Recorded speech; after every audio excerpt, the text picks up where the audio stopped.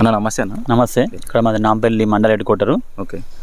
So ఇప్పుడు మీరు ఇది ల్యాండ్ ఫర్ సేల్ అని చెప్పారు కదా? అవును. సో ఇప్పుడు ఇది ఎన్ని ఎకరాలన్నా మొత్తం ఎక్స్టెంట్? ఇది ఎక్స్టెంట్ వచ్చేసి 5 ఎకరాల 10 గుంటలు. ఓకే. ఈ మెయిన్ రోడ్. ఓకే. ఇప్పుడు ప్రజెంట్ అయితే సింగిల్ ఉంది.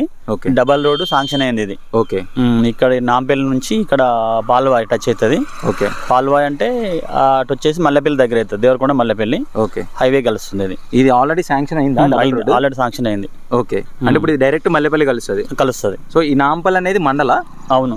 ఓకే. నాంపల్లి హెడ్ క్వార్టర్ ఇది. ఓకే. వచ్చేసి ఫ్యూచర్ లో కూడా ఇప్పుడు ఈ ల్యాండ్ కు మన ఈ నాంపల్లికి కలిసే అవకాశం ఉంది. ఎన్ని కిలోమీటర్లు వచ్చిందని కరెక్ట్ గా నాంపల్లి నుంచి? 2.5 km వస్తుంది కరెక్ట్. అంటే ఎగ్జాక్ట్లీ ఊర్లో నుంచి నాంపల్లి ఊర్లో నుంచి ఇక్కడ ల్యాండ్ కడకు వచ్చేసి 2.5 km వస్తుంది. ఓకే. ఇది ఏ జిల్లా కిందకి వచ్చిందన్న? ఇది నల్గొండ జిల్లా కిందకి వస్తుంది. నల్గొండ డిస్ట్రిక్ట్.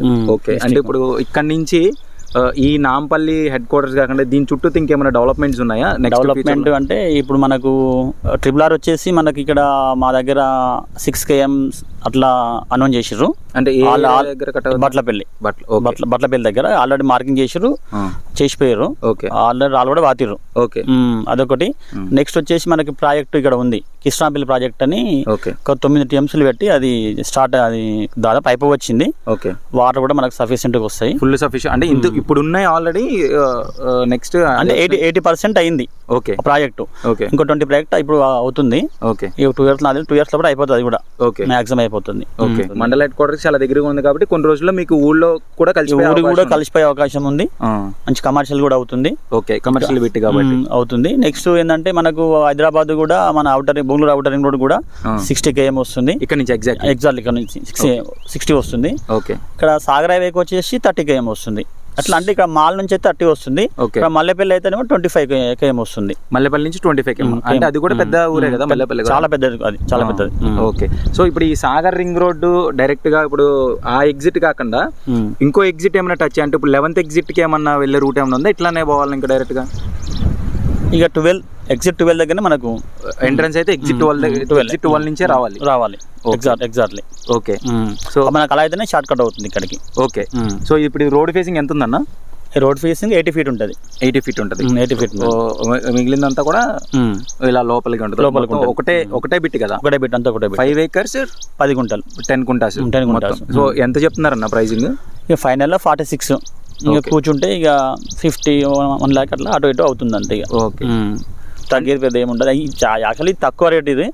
ఏంటంటే మనము రైతు అవసరం ఉంది కాబట్టి కొంచెం ఇబ్బంది కూడా ఉన్నట్టు తీసేస్తుంది రైతు అట్లా. ఓకే.